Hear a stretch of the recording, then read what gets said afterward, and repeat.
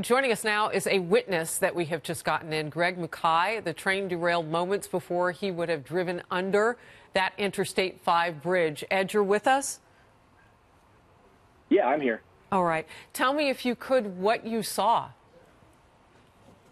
To begin with, I thought it was odd as I was traveling that stretch of highway to see the passenger train on that track. I've been traveling that highway for a couple of years, never seen that, so that caught my attention. Further down the highway, we all had to go to a complete stop. And so anytime you have to come to a complete stop and try to avoid people on the highway from a collision, you look up to see what's going on, and to everybody's surprise, I'm sure, we looked up to see the train in the condition, it is, which is one of them hanging off, another one on the highway, cars that were traveling to wherever they were going, south side 5, being impacted by that train car coming off, and just unreal. Eyewitness Greg Mukai with us now. He was on Interstate 5. And Greg, you're describing what you could see in terms of the train, but for the very first time, for the Sheriff's Department spokesperson, we got to hear what it was like actually on the ground. What was it like?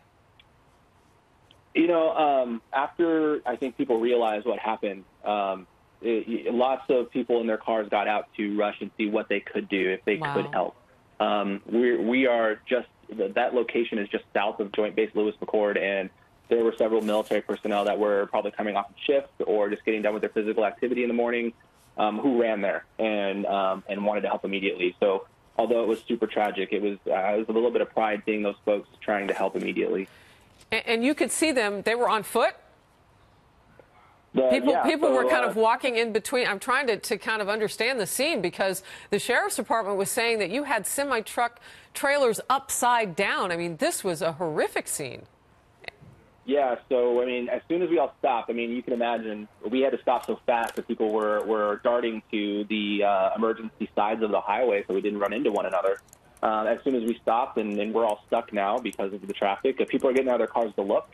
As soon as you look and you see, people are running in between cars, and they're going to see what they can help. A lot of those military personnel folks came back, and they asked for anybody who had first aid kits or clothing or towels or anything that could help to aid those folks down there. And so everybody, we were looking around our cars and trying to find things to help best we could.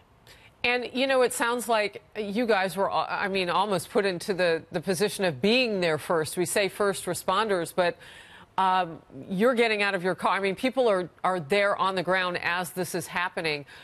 What were the sounds that you were hearing? Sometimes were people asking for help? Because we're getting reports that people were trying to get out of those cars. It was very eerily silent, to be honest. I don't remember a whole lot of noises or people saying anything. I think in an occasion like that, when you're looking up and you see a train off of a train track coming down onto a highway, people are definitely shocked. Like I said, the folks coming back obviously asked for first aid kits and things, but I didn't see anybody in the train cars. From my view, I didn't see anybody injured on the ground per se from where I was standing. And like I said, it was probably more eerily quiet than you would imagine. Yeah, we're looking at some scenes right now, live, a much closer vantage point of the crush of train cars as they came off that bridge. If people are just looking now, they can see the paint that we've heard officials describing, where they mark a car and then move on to the next one.